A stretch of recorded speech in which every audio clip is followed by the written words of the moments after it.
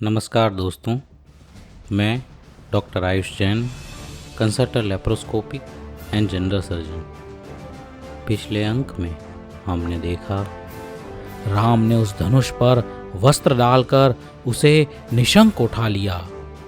धनुष्य की प्रत्यंचा उतार कर रामचंद्र जी ने सीता के साथ अपना आसन ग्रहण किया।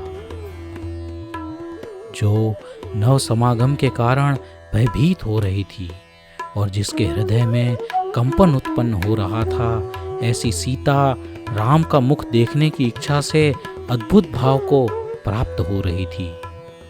उसी समय लक्ष्मण जी ने सागरावर्त नाम के धनुष्य पर प्रत्यंचा चढ़ाकर उसका एक भयंकर टंकार किया। वासुदेव लक्ष्मण के द्वारा किया हुआ धनुष्य का टंकार इतना प्रबल था मानो दशों दिशाओं से भयंकर मेघ गर्जना हो रही हो। फिर उन्होंने प्रत्यंचा उतार कर वह धनुष रख दिया और लक्ष्मण राम के समीप आकर बैठ गए। यह सब देखकर राजा चंद्रमती के विद्याधर विस्मित थे। भूमि गोचरी मनुष्यों से इतने ज्यादा बल की उन्हें अपेक्षा नहीं थी। उन वीरों का पराक्रम देखकर एक विद्याधर राजा ने लक्ष्मण के साथ अपनी 18 कन्याओं के विवाह की घोषणा की। यह घटना को देखकर कैकेयी के पुत्र भरत के मन में हुआ कि हम सब एक ही कुल में जन्मे हैं, हम सब एक ही पिता की संतान हैं। राम लक्ष्मण जैसा पराक्रम दिखा सके वैसा पराक्रम मैं नहीं दिखा सका। शायद मेरा ही पुण्य कम रहा होगा। दूसरों के पुण्य को देखकर स्वयं क्यों दुखी होना। राम ने सीता को वरा, यह उनका पुण्य था। मुझे इसमें दुखी नहीं होना चाहिए। इस प्रकार अपने मन में उठे हुए भावों का उन्होंने स्वयं ही समाधान किया। विशिष्ट ज्ञान की धारिणी कैकेयी ने अपने पुत्र की मनोदशा जान ली और राजा दशरथ से कहा, हे नाथ, मुझे भरत का मन शोकातुर दिखाई देता है, कहीं इसे वैराग्य ना हो जाए। यहाँ स्वयंवर में राजा जनक के छोटे भाई भी उपस्थित हैं। उनकी पुत्री लोक सुंदरी से भरत के विवाह की व्यवस्था करवाइए। राजा दशरथ ने राजा जनक से कहकर यह संबंध करवा दिया और दूसरे दिन लोक सुंदरी ने भरत के गले में वरमाला डाल दी। राम सीता के विवाह को देखकर भरत को कुछ समय के लिए वैराग्य उत्पन्न हो सके ऐसे कारणों का निर्माण हुआ था, पर भरत लोक सुंदरी के द्वारा फिर से मोहित हो गया। संसार का ऐसा ही स्वरूप है। विवाह के पश्चात राजा दशरथ अपने 4 पुत्रों और नवविवाहिता कुलवधुओं के साथ बड़े वैभव से नगर में प्रविष्ट हुए। उस समय उन उत्तम कुलांगनाओं को देखने के लिए अयोध्यावासी अपना सारा कार्य छोड़कर बड़ी व्यग्रता से राजमार्गों के दोनों ओर जमा हो गए थे और राजा दशरथ के 4 पुत्र सुख भोगते हुए अपने अपने महलों में रहने लगे। धीरे धीरे आषाढ़ का महीना आया। आकाश में बादलों की गरज सुनाई देने लगी और किसानों ने खेतों में बीज बोने के लिए खेतों को तैयार रखा था। आषाढ़ शुक्ल अष्टमी का दिन आया और अष्टानिका महापर्व की शुरुआत हुई। सारा नगर भगवान की पूजा आरती और महिमा में लग गया। राजा दशरथ ने पूरे परिवार के साथ पूजा अर्चना की और जब रानियां पूजा करके चली गई तो राजा ने 4 रानियों के लिए गंधोदक भिजवाया। गंधोदक अर्थात भगवान का जल से अभिषेक करने के बाद जो पानी बनता है उसे गंधोदक कहते हैं, अर्थात चरणामृत।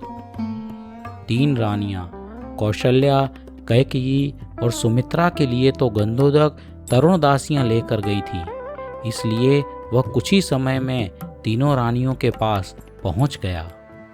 पर रानी सुप्रभा अर्थात शत्रुघ्न की माता के लिए जो गंधोदक दासी लेके गई थी वह वृद्ध थी। उसे पहुंचने में देरी हुई। रानी सुप्रभा ने जब देखा कि तीनों रानियों के पास राजा ने गंधोदक भिजवाया है, लेकिन उसके पास गंधोदक नहीं आया है, यह छोटी सी बात से उसने यहाँ तक सोच लिया कि अब वह राजा दशरथ के लिए प्रिय नहीं रही और उसे विष पीकर मर जाना चाहिए। विचारों की श्रृंखला बढ़ती गई। उसने एक सेवक को विष लाने के लिए भेज दिया और भयंकर दुख के साथ अपने शयन कक्ष में बिखरे कपड़ों के साथ वह अस्त व्यस्त पड़ी रही। कुछ समय बाद वृद्ध दासी गंधोदक लेके रानी सुप्रभा के पास आई और राजा दशरथ भी योगानुयोग वहां पहुंचे और इतनी देर में रानी का भेजा हुआ सेवक भी विष लेकर आ गया। राजा दशरथ को आश्चर्य हुआ कि यह क्या है। रानी सुप्रभा ने राजा को अपने मन की बात बताई।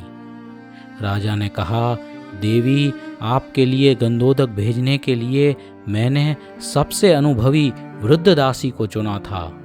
उसकी वृद्धावस्था के कारण उसे आने में देरी हुई। जब तीनों रानियों को सुप्रभा की यह बात पता चली तो उन्होंने भी सुप्रभा को समझाया। समझदार सुप्रभा ने यह विचार अपने मन से मुक्त कर दिया। एक छोटी सी बात का भी निमित्त पाकर जीव अपनी विचारणा कहाँ तक ले जाता है।